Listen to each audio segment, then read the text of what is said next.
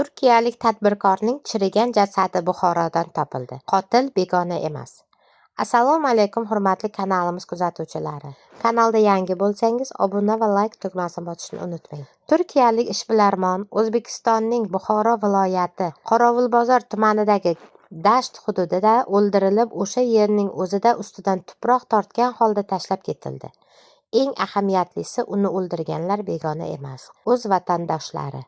Qotillikni sodir etganlikda gumonlanayotgan shaxslar esa ikki mamlakat huquq-tartibot organlarining hamkorlikdagi amaliyoti natijasida Istanbulda qo'lga olindi. Gap shundaki, turkiyalik tadbirkorning jonsiz jasadi 2025-yil 17-oktyabr kuni Qorovulbozordagi dasht mahalliy chorvador cho'pon tomonidan ustiga tuproq tortilgan holatda topilgan. Jasad Turkiyada bedarak yo'qolganlik vaji bilan qarindoshlari tomonidan qidiruvga berilgan 49 yashar Qodir Tunchga tegishli ekanligi aniqlangan. Qotillik qarz masalasi tufayli sodir etilgan.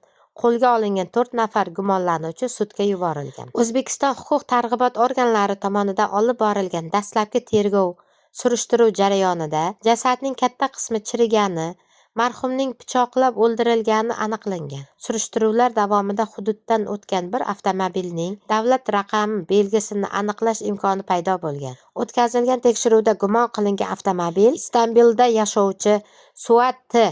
51 yoshli ismli turk fuqarosi tomonidan ijaraga olingani ma'lum bo'lgan. Avtomobilda o'tkazilgan tekshiruvda qon izlari aniqlangan. Topilgan qon namunalari jasadnikiga mos kelishi haqida xulosa qilingan. Ushbu ma'lumotlar asosida Istanbul politsiyasi boshqarmasi xodimlari Suat T. ismli shaxsni kuzatuvga oldi. Tekshiruvlar davomida Suatning restoran ochishni rejalashtirgan Qodir Tunch bilan 2025-yil 28 may kuni O'zbekistonda uchrashgani aniqlangan. Qodir Tunchning bedarak yo'qolgani esa 2025-yil 3-iyun kuni uning amakivachchasi tomonidan ariza berilgan. Politsiya ushbu holat yuzasidan O'zbekistondan kelgan DNK namunalari Qodir Tunchning farzandlaridan olingan namunalar bilan solishtirgan.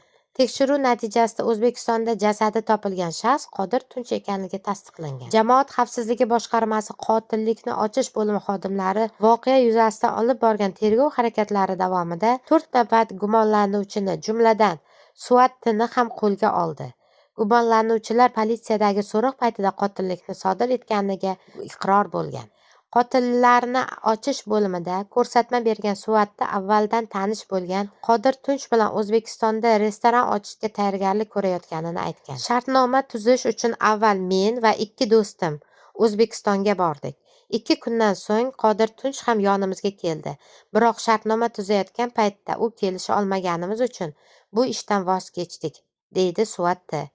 Shartnoma bekor bo'lgach, avtomobilda qaytayotganlarida Qodir Tunch bilan o'rtasida tortishuv chiqqan. Men mashinani boshqarib borayotgandim. Yonimda Qodir o'tirgandi. Bu shartnoma uchun unga $20,000 pul bergandim. Shartnoma amalga oshmagach, pulni qaytarib berishini so'radim. U menga pulni sarflab yuborganini va qaytara olmasligini aytdi. Shundan so'ng oramizda janjal chiqdi, deydi Suat T. Uning aytishicha, avtomobilni boshqarayotganda ular o'rtasida boshlangan mushtlashuv sababli mashinani to'xtatishga majbur bo'lgan. Janjal paytida aniq nima qilganimni eslay olmayman. O'zimni yo'qotib qo'ygan ekanman. Bir payt uning qonga belanganini ko'rdim. Birozdan so'ng u o'ldi. Vahimaga tushdik. Jasadni katta yo'ldan biroz ichkariga olib kirib, mashinadan tushirdik. Chuqur qaza olmadik. Ustini tuproq bilan ko'mib, u yerdan qochib Istanbulga qaytdik. Qotillikdan so'ng ijaraga olgan mashinamizni topshira olmadik. Bir do'stimni O'zbekistonga yuborib, unga mashinani topshirishi uchun pul berdim. U qotillik haqida bilmasdi. Avtomobilni ijaraga olgan joyimizga topshirib qaytib keldi, deydi u.